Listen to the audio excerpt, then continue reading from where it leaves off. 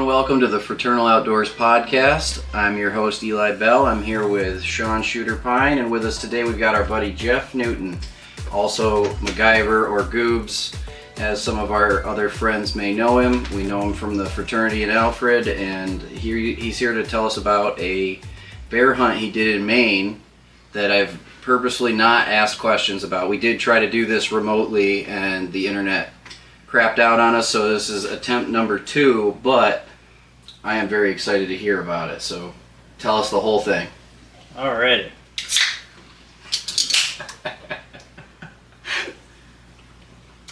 So, I've been hunting with my grandpa, my dad, as long as I could, and so we got a couple hundred acres down in southern tier, New York, and as you may know, bear population is pretty thin. I've personally only seen one bear in New York in my lifetime, in the stand at least. Yeah. So, happened to me this past season, first time ever. Yep. Yeah. It's very, very rare occurrence. And so, at least for, I would say, New Yorkers, it's a very special happening. Yeah, it's something you don't see every time you go in the woods, for right. sure. And there's something magical about that particular animal. Yeah. So, Grandpa personally, he had one come by during the archery season. He made contact with it, but was unsuccessful. So he said, "Well, Maine has a lot more bears, so let's go up there." Simple as that. Yeah, it's something. I don't know the exact statistic, but it's something crazy like 2 or 3 bears per square mile. So it's like you're gonna run into a bear. That's a lot. Yeah. they're like Yeah. It's high density. yeah. So they're able to bait up there. Kind of jumping ahead, but the camp that we went to, they had like 22,000 pounds. Oh, so you ever seen Cocaine Bear? I haven't seen it. I've seen the trailers. I got the cliff notes. Yeah. So like, personally, I think bears are pretty chill. Like, as long as you don't irritate them.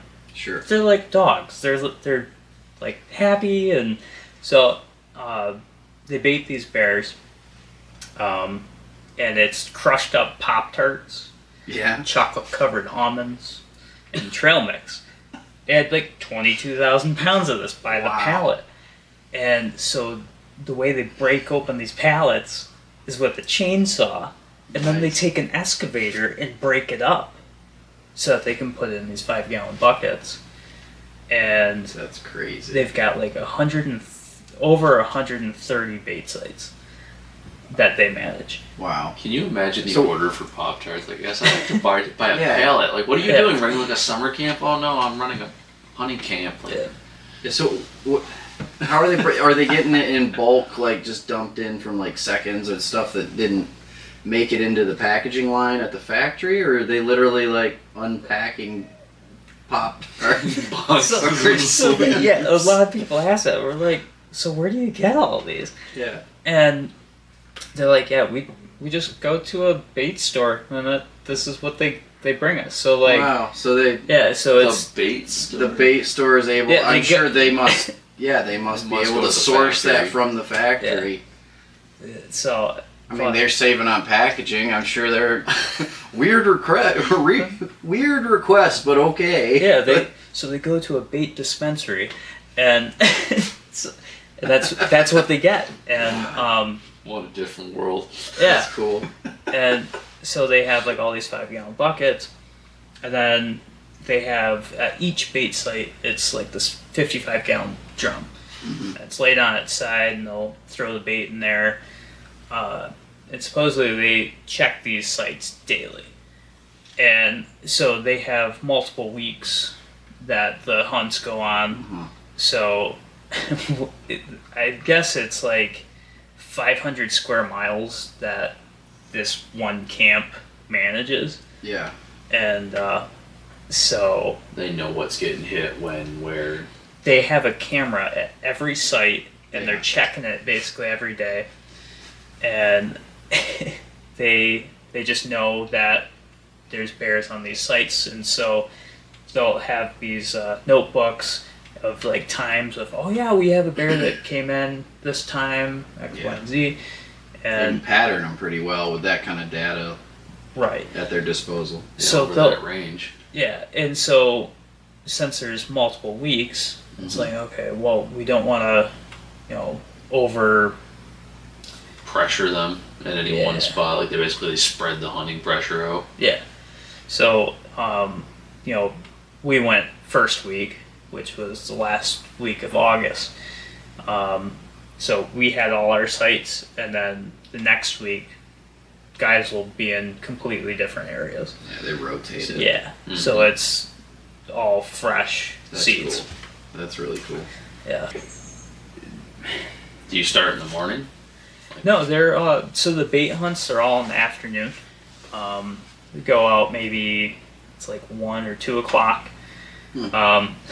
It's about, you will travel about 30 miles in a night, just like to get to and from your place. And How are they getting you out there? Like side by sides or? oh no, so it's it's a good question. The area where we are, it's all like logging territory. Yep. So lots of pine trees, thick woods. Yeah. And so, since it's logging territory, they also rotate areas because Where Yeah. they're harvesting. Yeah. So they'll be harvesting in one area, and then we'll be hunting in Sure. older growth. So they have all these like old Tacomas Nice. that with like 400,000 miles on them. And then there's this one guy with like a 2016, and he just doesn't care. He just runs it. Yeah, so you go past the sawmill, and then there's like all these oversized log trucks Yeah. coming through, and you're just going down these dirt roads lined with pine trees, and yeah, log trucks coming whizzing by you. It's all dusty. Roll the windows up, wait for the cell, and then keep going. Yeah.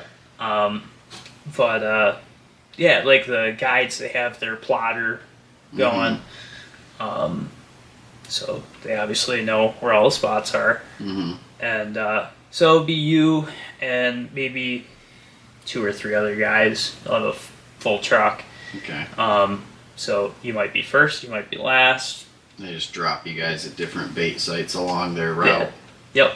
That's cool. And then what do? You hike a couple miles in and set up, or is it usually? No, it's a pretty close walk. Maybe 20 yards to Really? your stand. That's pretty. Yeah, like it's kind of like Homer Simpson in a way. I get a picture of my grandpa, like, it's just all these stands are just like they're closed in really, sheltered really well. Yeah. Like literally just like a hole, Really? like trimmed out to go to the barrel. It's like, but Are they like ladder stands, or what kind of setup do they have you in? several different scenarios. So It depends on the site. yeah, like some are buddy stands, some are single stands. Yeah. Some are ground blinds. Okay. Some are ground blinds that are in certain locations where you still feel like you're in a tree stand because it's like You're shooting downhill. yeah, it's in a bowl or something. Yeah. Gotcha. Yeah, so there's a lot of Neat. but also the hunts were tailored to like what you're using.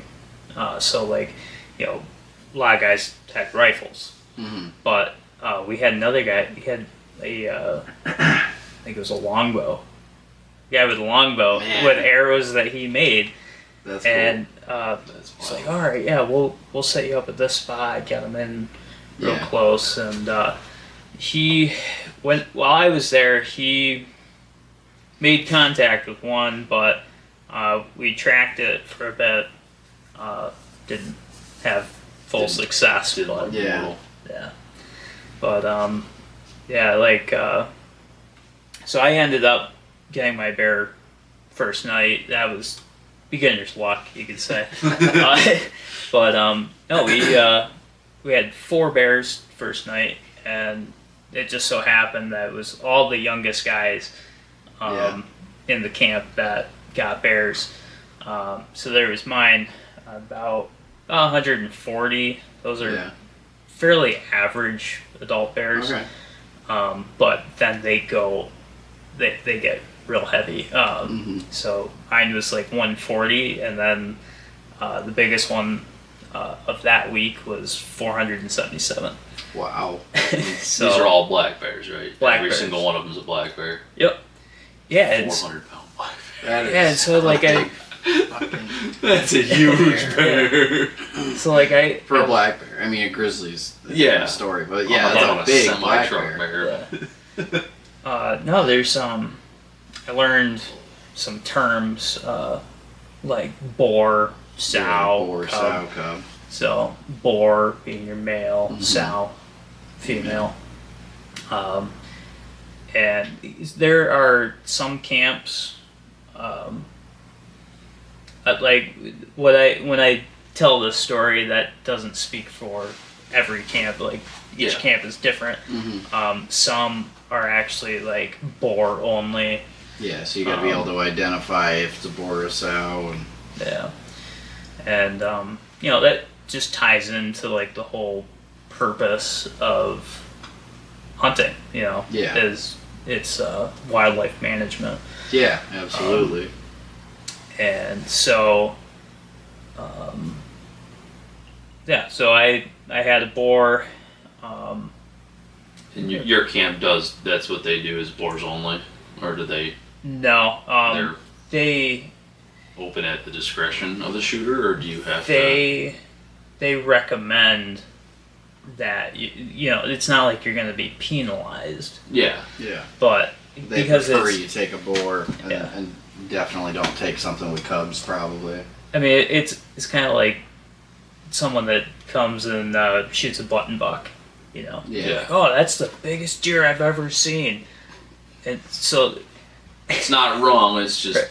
maybe not the best thing to do. that reminds me. So the lead, the owner of the camp, he gave us a briefing the night before we went out, and part of it was if your bear is in the barrel, don't shoot it. Don't That's a A little cub. too small. That's a cub. If It's a can good fit- size If it indicator, can yeah. fit in the barrel, that's a cub. Yeah. So what you want to do is you want to wait for a bear that's above the ring of the barrel. That's a good sized bear. Yeah. And That's funny. so, so these are all pro tips, Yeah. So if your bear can fit in if your bear fits in an Amazon box, you might want to let it go. if it fits and it ships, don't always shoot. Yeah. Well, and that's something that a lot of people don't recognize about baiting. Like I've heard it from people, and especially people that are not within the hunting space. Like, oh, baiting's cheating, baiting, blah blah blah. And it's like, for bear, you have a very, very good argument for baiting from the management perspective, because you can much more easily identify and select what you harvest. Yeah, You you're can- not you going to can shoot see the what's- first bear you see. Yeah, you can see what's coming in. You can see how big it is. You have plenty of time because it's attracted to the bait. It's not leaving right away. It's not as cagey, and you can I want a boar, or I'm avoiding sows with cubs. I want a certain size range. Like you can be much more selective. And I've heard the same for a lot of your hound hunting sports. It's like mountain lions out west. It's like they'll tree a mountain lion with hounds, and they can decide if it's a male or female, how old it is, and then they can make the decision as to whether to take the shot or not. Yeah. There's a lot more statistical math going into it versus, luck of what you see. I'll actually get into that. So, when I had a bear come in, I naturally was caught off guard. This thing's just coming straight at me and sits down. And then I went feasting on some lovely strawberry Pop-Tarts.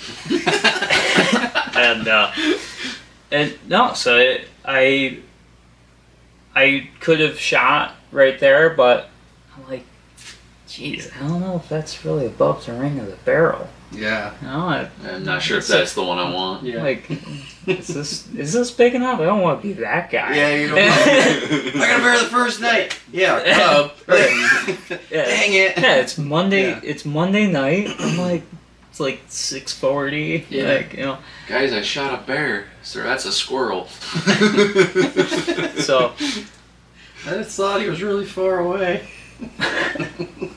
no, a lot of the shots were maybe 20, 25 yards. No, so you're right. You're right close to these bears working that barrel. Yeah, so I had my Savage Model 11 308, Nice. and That dude with the longbow has to have some big nuts.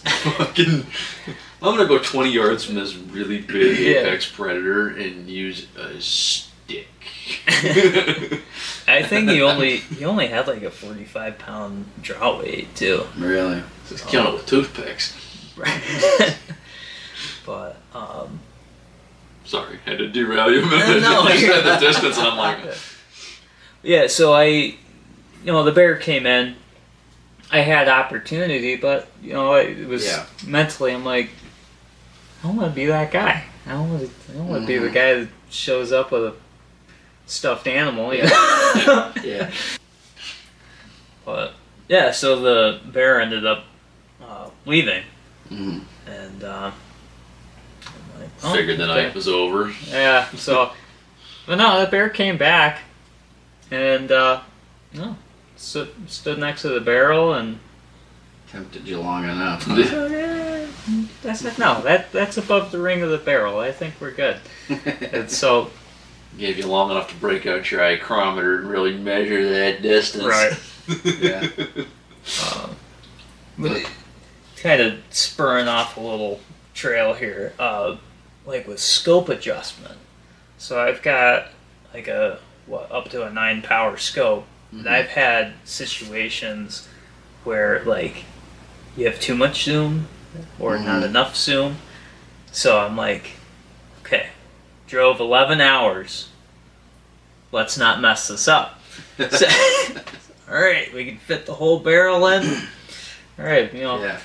and but made sure I did that beforehand because You didn't want to stare at his armpit and not know what part of the bear you're looking at. yeah, it's like They get excited, pull up, and all you see is brown.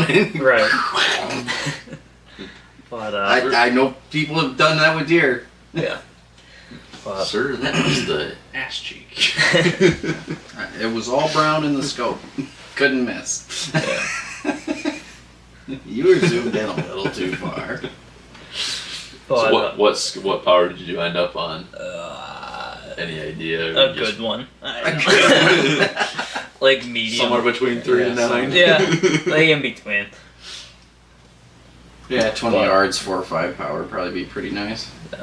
It's just whatever would fit, body and then plus top and bottom, Nice. But You do that front and back reference, basically. yeah. So, but cracked one off, and the bear took off, kicked the barrel, and I don't know, maybe it pissed it off, but so the thing guy didn't go 30 yards. Yeah. And dropped. And before going on this trip, my grandpa talked about shot placement, and the geometry is quite different than a deer. I mean, obviously, but internally. The anatomy doesn't line up just the same. Right. I'm sure. The guides are like, don't even try to take a hard shot because it sits so low that it's a very tight target. So they're directly telling you to aim for lungs. Yeah, like ideally quartering away, aim for a double lung. What was deceiving for me, I thought I had a pretty broadside shot, but then you get it back on the chain fall, and you're like, oh wow, that was quartering toward, and I went through the shoulder, and it was like a lever shot. But at the same time, it's like it went 30 yards. Didn't have to track it. There wasn't much to track anyways. It was just, the general direction is here, and oh, there's the bear. Nice. Oh, but not always the case, as I'm sure we know. Yeah. But so it was first day we were there. We get out to the stand about 2:00, and they don't pick you up until it's a half hour after sunset. Okay. Is dusk. Yeah. That's when they pick you up. So what's the process look like? What time did you shoot the bear? You just hanging out for a while? Side. I'm so used to hunting in colder temperatures. Mm-hmm. I didn't know how to dress. Yeah, you're a little overdressed. I had my jeans and then like some thin pants. Mm-hmm. I had those down to my freaking ankles, and then took my thin jacket off or hoodie, took that off. Yeah. Had my sleeves all rolled up. I'm still sweating. The sun is straight at me.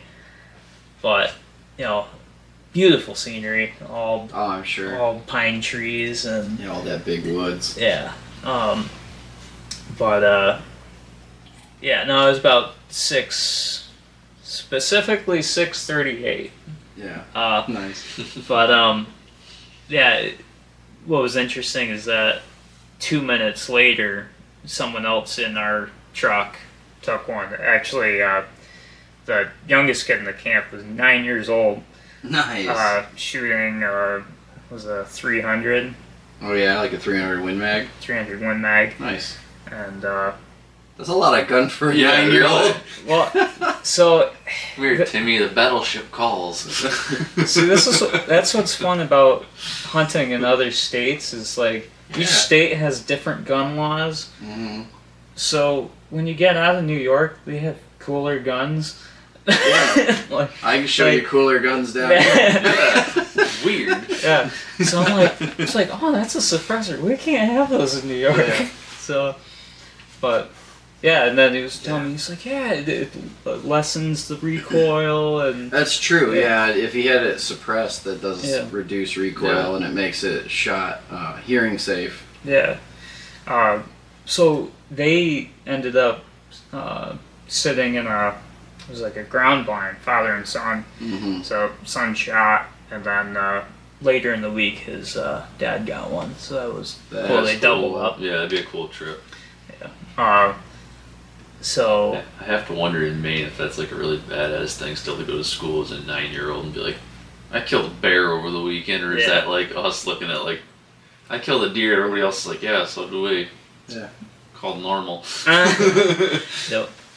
But so I shot about 6:40 and waited until I think we got picked up like 7:55, something like that. So you didn't have tons of time to kill. Yeah, no, it was great. I had enough time to get my pack together, grab the AA battery I dropped down. So how does the process work after that? They help you haul it out to the truck. You got it on the spot. Yeah. How's that go? No, good question. So they do not field dress in the woods. Okay. They like to get the live weight, mm-hmm. and also I think it's good practice, especially on like small properties, is you don't want to attract coyotes. So Sure. Have a designated spot where you Yeah. All you're dumping. yeah. So but yeah, they primarily want the live weight, so that they'll hang it up, goes in the barrel, and they'll put it at a whole nother site. Which, had I known, the out of state license that I got covers a coyote. Oh yeah. So I could have gone coyote hunting. Yeah, you had the rest of the week to kill, right? Yeah. You already got your bear. Right. So, but yeah. so you would be able to hunt over a gut pile and do Yeah. your thing. So Yeah, shoot That's some cool. coyote too. That's cool. That is cool. That sounds like a fun double up weekend. right. And then how'd the rest of you? Because it was your grandpa and your dad. Who all went on the trip with you? No, it was just Grandpa and I. So Okay. He bagged one as well. yes. Yep. Nice. Cool. Yeah, he said it was. I think he's gone maybe 8 times over the years. Oh really? So it's Yeah. not his first rodeo going to Maine for No. bear. Yeah, he's a seasoned veteran. Seasoned bear Right. hunter. Yeah. Very cool.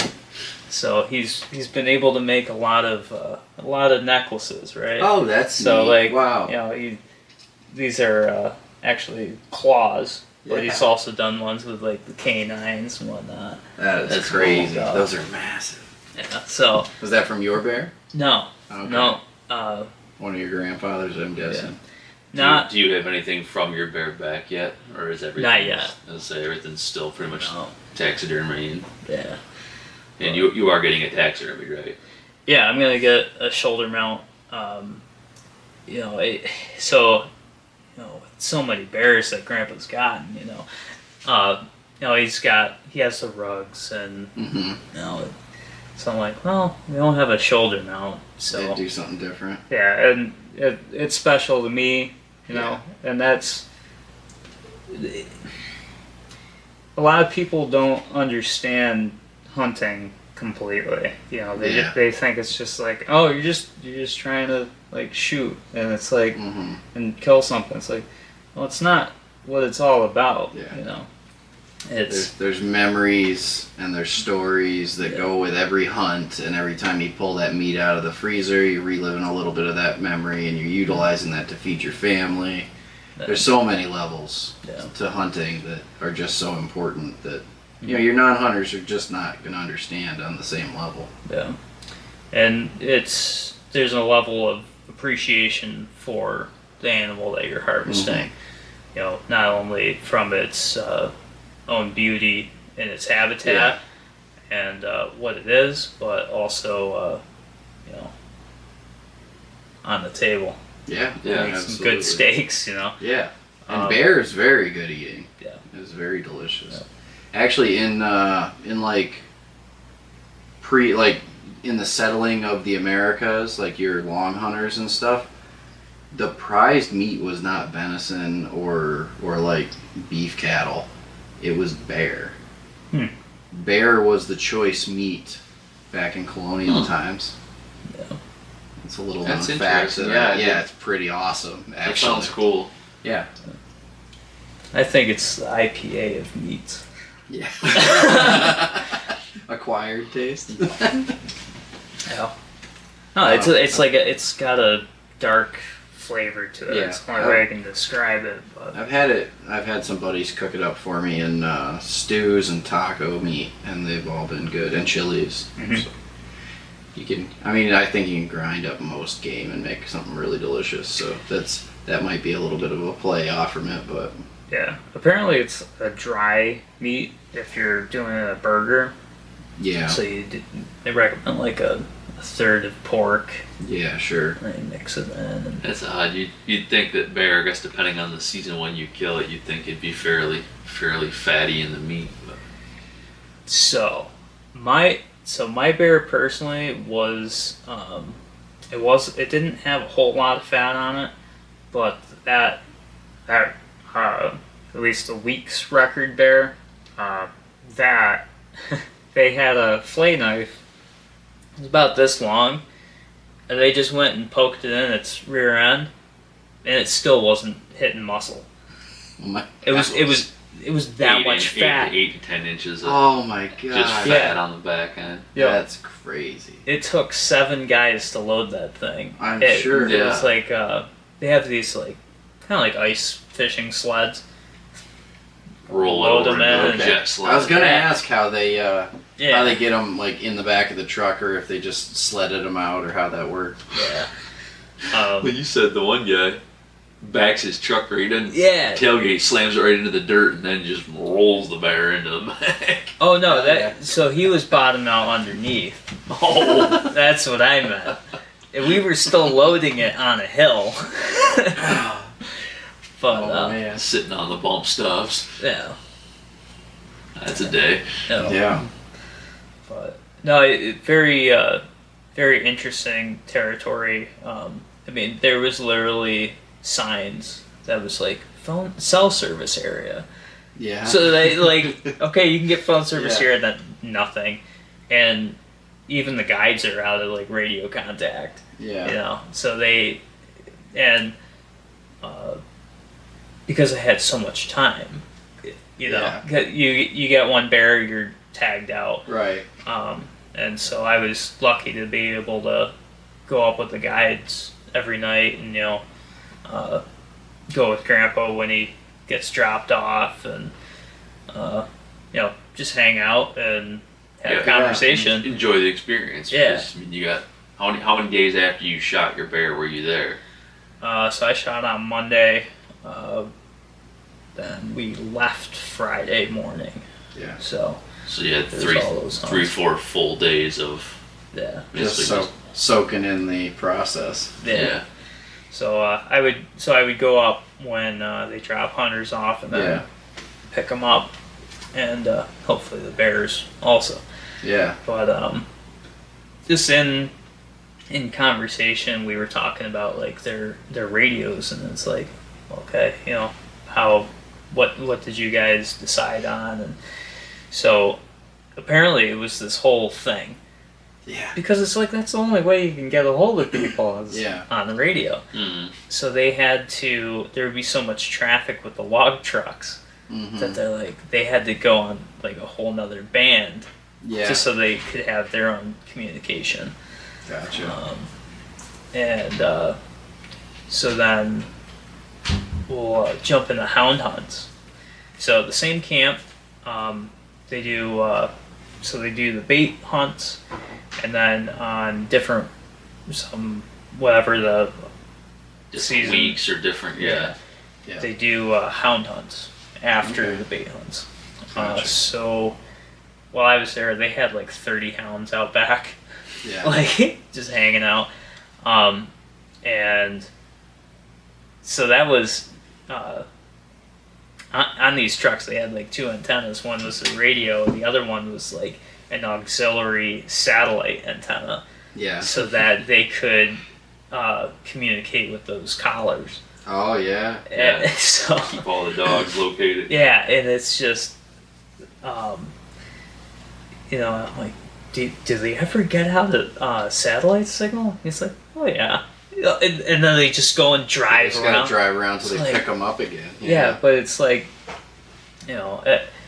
just crazy to wrap your head around, like how much territory that they're. Mhm. They're driving. Yeah.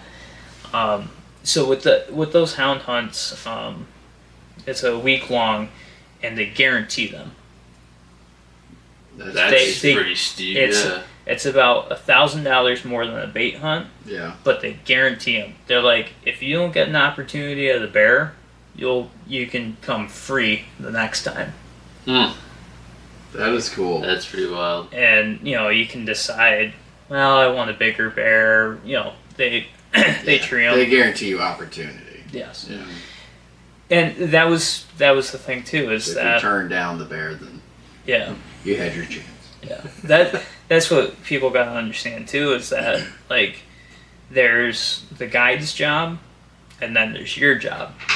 Yeah. Their job is to get an animal in front of you, and then we all know what your job is. Yeah. It's your job to actually decide and make Yeah. the. So, they were saying not everyone got a bear, but some saw bears that passed on them, or they shot, they didn't get the bear. But they're like, oh yeah, we're at 120% opportunity here already. Yeah. Like, or like, oh, okay, you saw 2 bears? Yeah. That was interesting. So I shot my bear, and then another one came in. It came in, and it walked like right next to that bear. It didn't face it at all. It was wild, but He's like, ha ha, sucker. Focused on the food, I assume. It's like, dude's already tagged out. Now I can eat for free. right. Yeah. McDonald's drive-through. No, but Or in your case, General Mills drive-through. Yeah. no. That's really cool. What's a license in Maine cost? Are you able to do like a 1 week license, or you do it for the year, or how do they run it up there? I know that there's I can't remember. It's like an out-of-state license, and then you get the bear over bait tag, or Okay. something like. So it's a separate tag for bear over bait. Basically, Grandpa told me what I needed, and I did what I was told to do. Yeah. I didn't fully understand the license, but Sir, yes, sir. yeah. But it was still like 120, 180, somewhere in there for a license. Yeah, it's fairly on par with some of our states around here for out-of-state tags. Yeah, but it's one of those things where you can't really put a price on the experience. Yeah, you know that what I mean? sounds Yeah, awesome. be able to enjoy it. Yeah. I would encourage people to do it at least once. Yeah. Whether it's bear or elk, or like Do a big game hunt. Yeah, Yeah. get out of your Real state big and game experience a different state's yeah. big game offerings. Yeah, that does sound cool. Yeah, there's actually a taxidermy just a few doors down from the camp we were staying, and this taxidermy does. They had a bunch of bear mounts, deer, of course, Right. and elk. Or, sorry, no, not elk. Moose. That's cool. It's Yeah. moose up there. That was also on my list of something I'd love to do Moose someday. are so big. They're enormous. Dude, I saw this shoulder mount of this moose, brand new. That's like, oh, that's $5,000. You could buy a wheeler for that. You know? Yeah. But but the guy did really great work, and so it was just different territory, different creatures, and this is cool to Yeah. meet the people that live and breathe it every day. Yeah, that is really cool. Yeah. Experience a different culture of hunting even than your own culture. Right. Yeah, it's fun to see how other groups are doing it, and it's not even that far. Like, they've got a totally different suite of animals. As far we've got bear here, but we don't have them with the density they have. We definitely don't have moose here, Yeah. and like hound hunting bears is, I don't think. Can you do it in PA? I'm pretty sure you can't do it in New York. I don't know. You can't hunt, I don't think, in New York at all. Yeah, but it's just so interesting to see the different Well, actually, the different states' regs and how they do it differently. I think New York does have some hound hunting. They used to do some coon hunting Yeah, with dogs, but yeah, you can hound hunt coons down here. I don't know if you can hound hunt bear. I think that's fairly niche as far as what states allow hound hunting bear, but I'd have to look to be certain.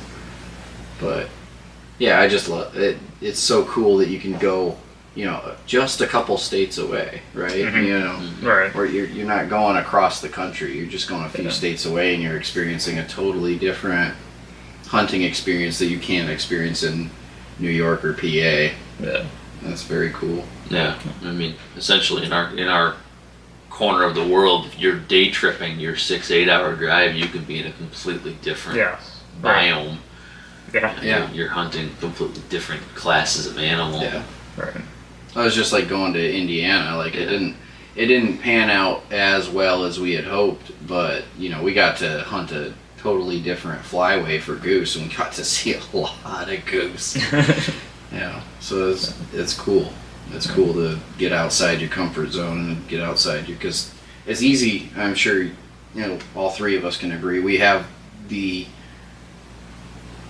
great fortune of having private land at our disposal. Through family connections, we have private land access. It's very easy to pigeonhole yourself into, I have this parcel here and this is what all of my hunting revolves around. I've been very guilty of it. You kind of broke me out of it with the waterfowl stuff. It's like now I'm looking abroad. I'm not stuck here, which beyond for just nothing, the there's farm. lots to do on the farm, and it's always something.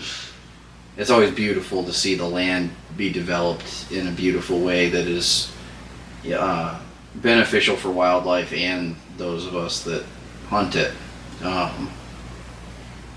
But I got to public land hunt in New York this past year. That was really cool.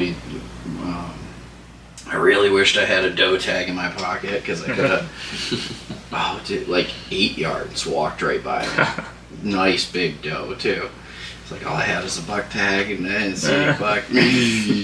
But we covered a lot of ground and we had a really good time hunting. So getting out of that little bubble is so important.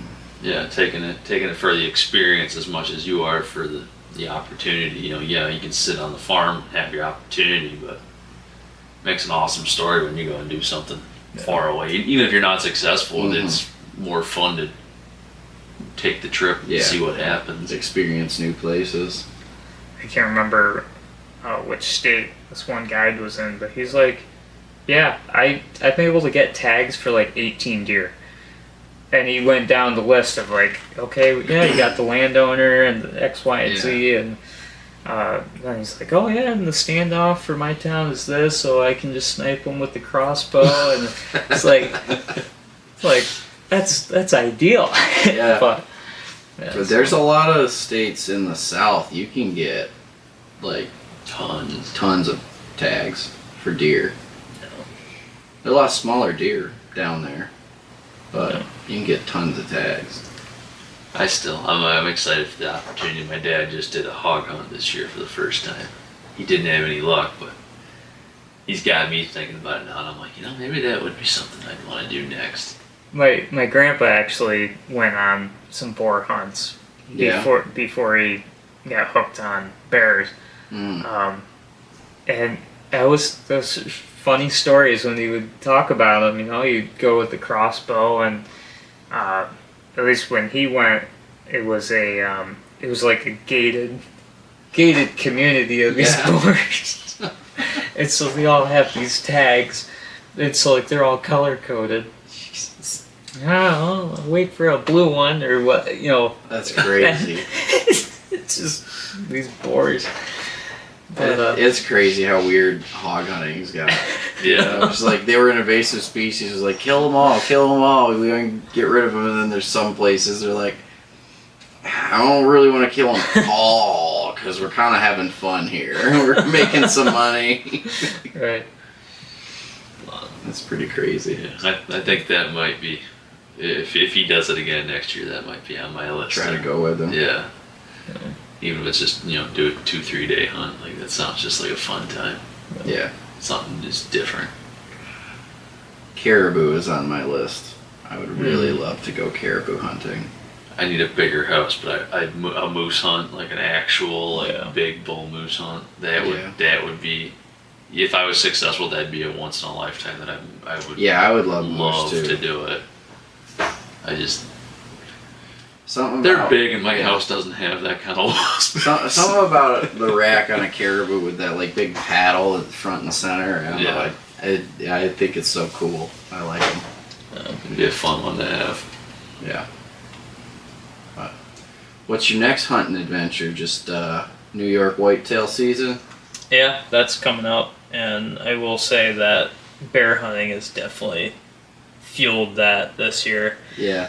And when you start hunting for different game, it puts you in a different gear, and it allows you to reapproach your comfort zone from a different attack angle.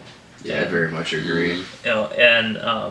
With bear, what it's got me thinking about is different ammunitions and different broadheads. I was really into like mechanicals. The Mechanical large expansion head. Yeah. Mhm. And now, like, after bear hunting, it's like, so I had my 308, 180 grain, about 25 yards, and we recovered the bullet. So it didn't go through the bear completely. Yeah. So it went through shoulder blade, and then it was, like, between the hide and the ribs. Yeah. So it's like, what the heck, so. Yeah. But, I've had that on a lot of deer in the past with my 243, actually. Yeah. It's because, I mean, they were all at a larger range, probably like 80 plus, but that bullet's just such a tiny bullet. Yeah. When it gets where it's going, it makes impact. It loses that kinetic power so fast Yeah. that it doesn't. You rarely get a through and through with a 243, especially. Yeah.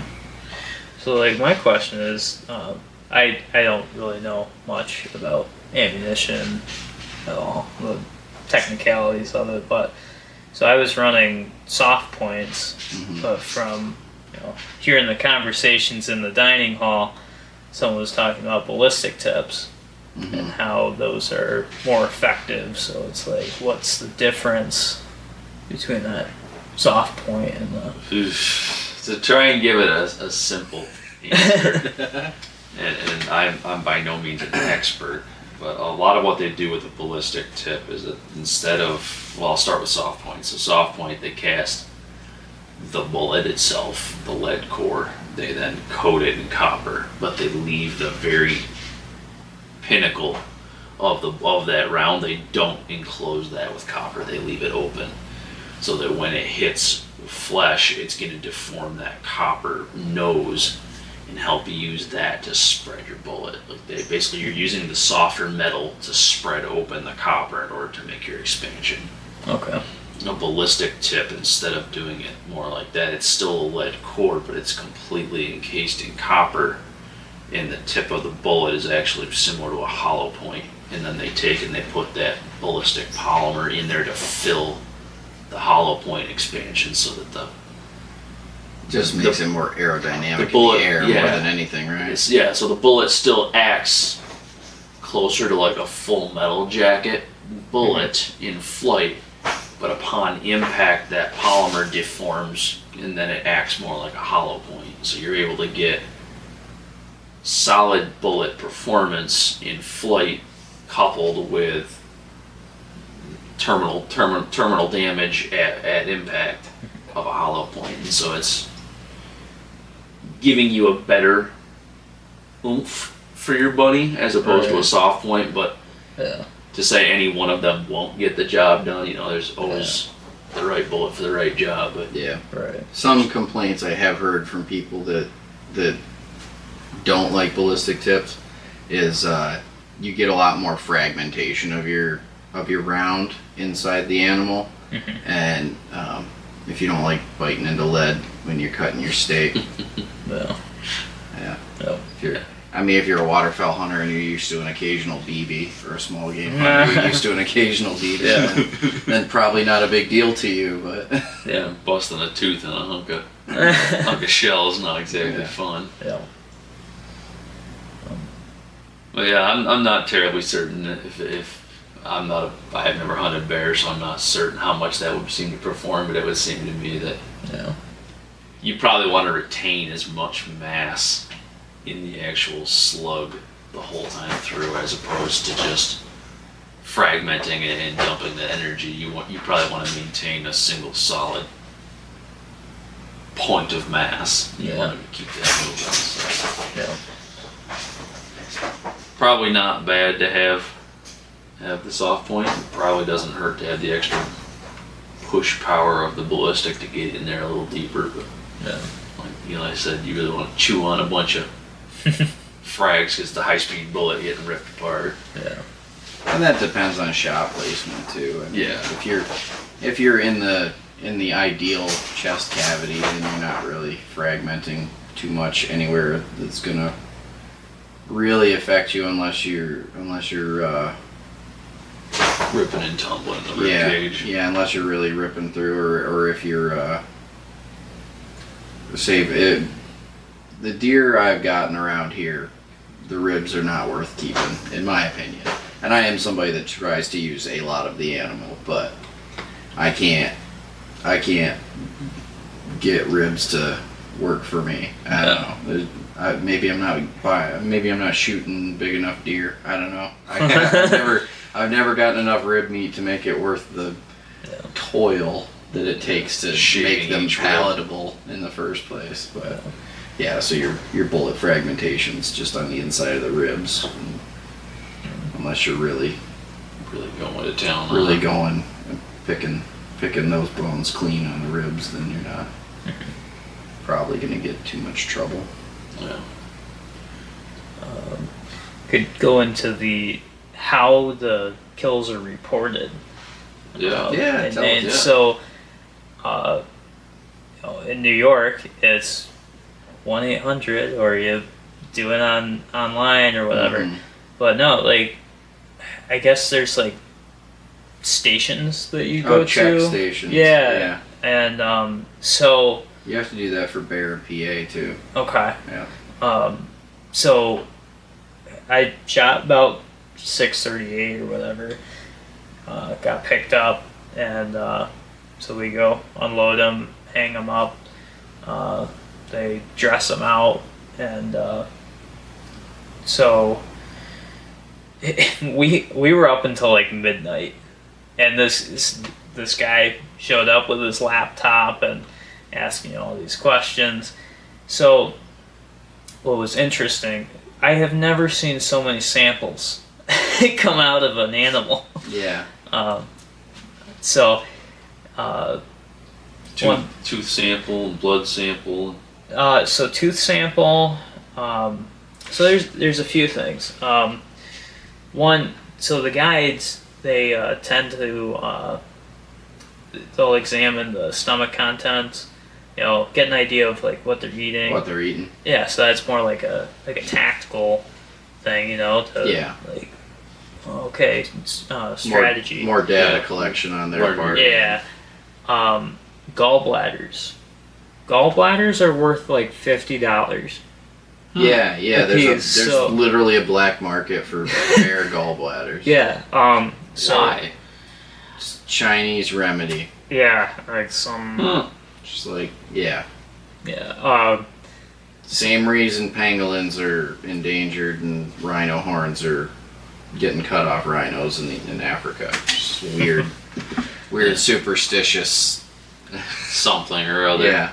But that's it's a cure-all in some Asian countries. But yeah, that's part of the dressing is well, it's not field dressing, but it's gutting, I guess. Right. Yeah, processing. Yeah. Initial stages of processing. Yeah.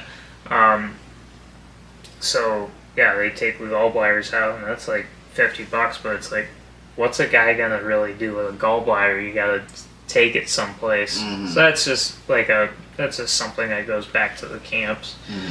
Mhm. Tooth sample. There was a tongue sample.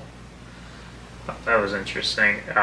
So there's a study going on trying to determine that baiting does not increase the population. So they're trying to help these bait hunters out. I don't know what random tongue samples does, but I'm also not a biologist, so. Yeah, Um, that's interesting. But the teeth, those go in like a little envelope, and they can get all sorts of data from that. You give them, time you shot, what it weighed, was it a boar, and the tags that they give you are like, they look like they're like seals, like plastic strips, and they lock onto the animal. It's not like some janky zip tie, or it's like, no, there it is, and it's crazy. So it's So it's almost like a snap tag. yeah, it is. Put it on, and then you snap it down, and it doesn't come off again. Yep. Yeah. So. Like the crap they put on the windows at Alfred. Yeah. Yeah. So there was a lot of data entry. Yeah, it sounds like they're really really keeping tabs on their population and what's going on with their bears. Yeah, that was another thing with the guides, is they have to keep track of over 130 bait sites. Yeah, their record and they're all in keeping must be insane. And they gotta say, oh well, he was in this location, and so bait station, make it all match. Bait station 13 at X time. Bear was shot there 30 days ago. Right. Like they probably know how long ago has it been. It was last loaded with strawberry Pop-Tarts on July. Like, all right. Another thing is they played the wind a lot. Yeah. So they had, with so many bait stands, you have maybe, I don't know, 10, 13 hunters. So they had at least 2 locations for each person. You would have a north wind one day, south wind the other day. Yeah. So they had that on record too, of what direction the stands are facing. Yeah. So you always want that wind blowing toward you. That way they're not winding you. So when you go, you're not sitting in the same spot every day. So that got me thinking about, with deer season, it's like, okay, maybe I should play the wind a little more. Hey, do this stand, that one, and not just stay in one spot all the time. But so that is cool. That sounds like a really fun trip you had, dude. Yeah. No, that was the farthest I've been east. Yeah. I've been out to the West Coast, but yeah, farthest east I've ever been, and the longest road trip I've ever had with my grandpa. That's cool. Yeah. It was. How long did it take you to get out there?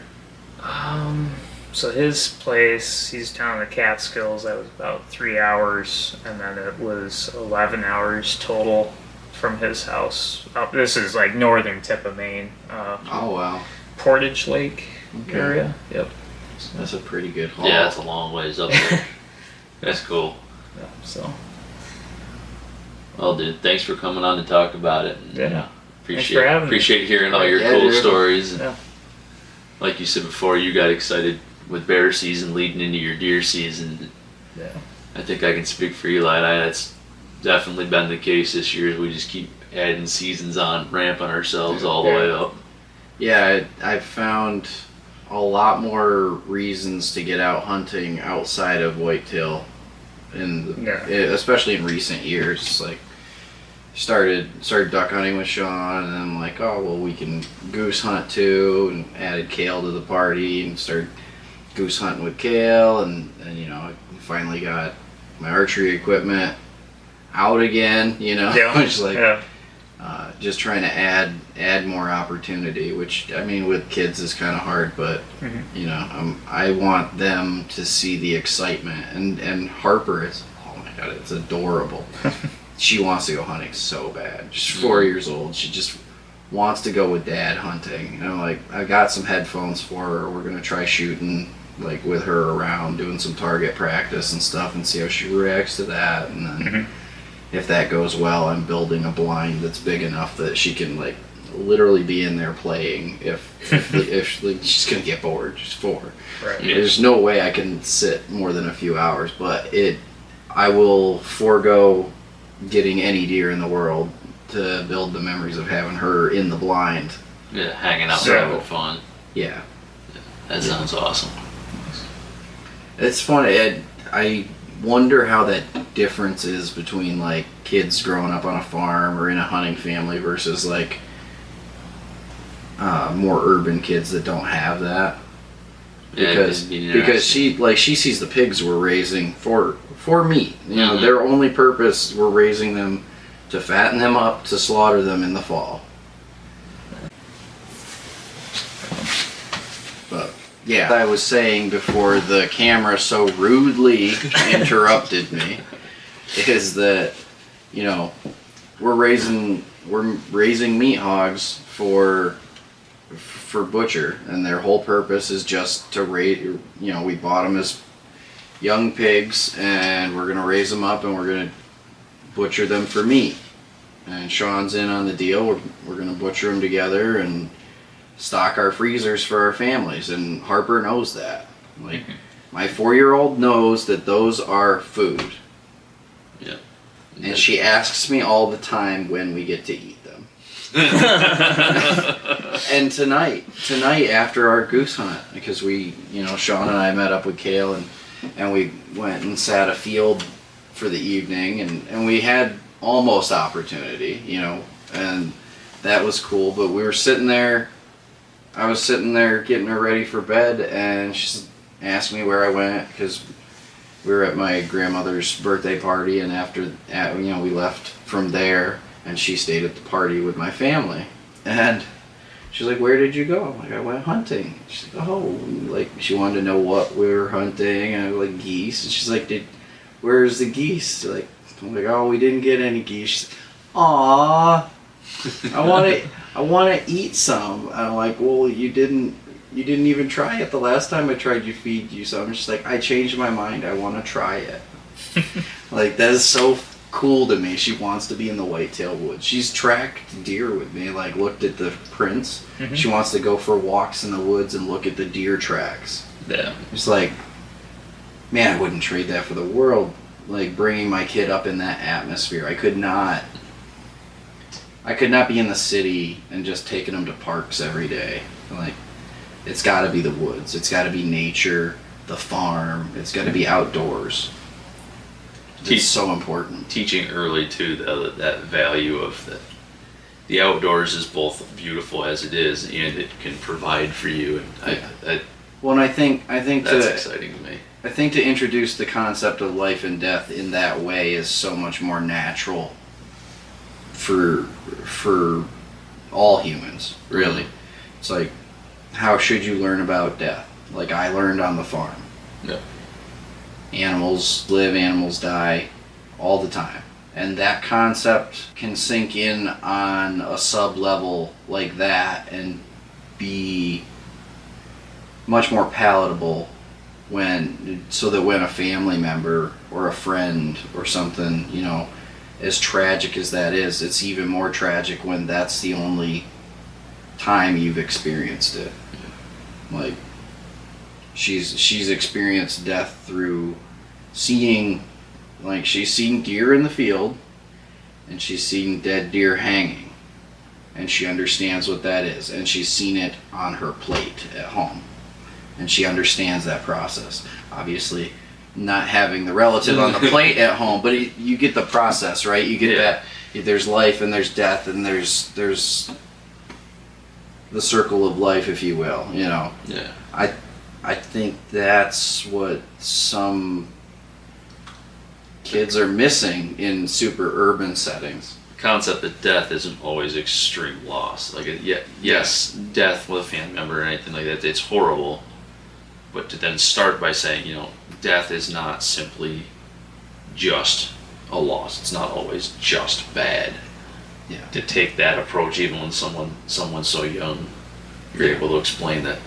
Yeah. Death is a part of life, because death is something that's always. We have all benefited from failing at a lower and safer scale, and that's half of childhood is is learning success and failure on a manageable scale. You don't want a child's first failure to be, life altering. You want them to fall and scrape their knees. Well, you don't want them to fall and scrape their knees, but they gotta fall and scrape their knees, because if they fall and break their arm, they have to know the difference between a scraped knee and a broken arm.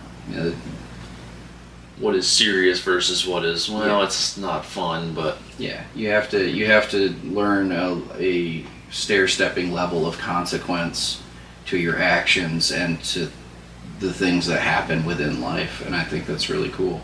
And I don't even know how we got on that from bear hunting, but we followed the hunting.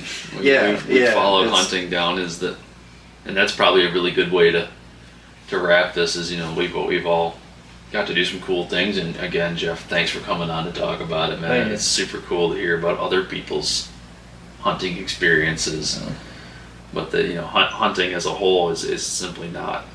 Wrapping back to one of the first things we started talking about is it's not just the shooting, it's not just the killing, it's all these other components and pieces that go into it. And wrap it up in the hunting for teaching the next generation of kids that will someday be the us. Yeah, hopefully. And we're pushing that on down the line by taking the values and things that we were given as kids. Now Eli's teaching his kids, and maybe someday Harper will teach her kids, and who knows where that goes. But hunting is part of it, and if we can share that's important to us and important to others, why not? And that's the only way we're going to get it to pass down from generation to generation, is to keep it relevant in society and talk about it like we are on this podcast. And like, I think all of us do a great job of representing hunters in a positive light, and I think it's very important. Yeah. But on that note, I'd like to thank everybody for tuning into the Fraternal Outdoors podcast. Please like and subscribe anywhere you enjoy our content, and do more shit outside. Shovel.